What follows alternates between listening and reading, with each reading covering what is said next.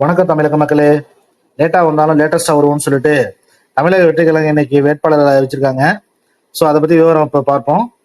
First வந்து பாத்தீங்கன்னா திருச்சி கிழக்கு பெரம்பூர்ல வந்து விஜய் நிக்கிறாப்ல.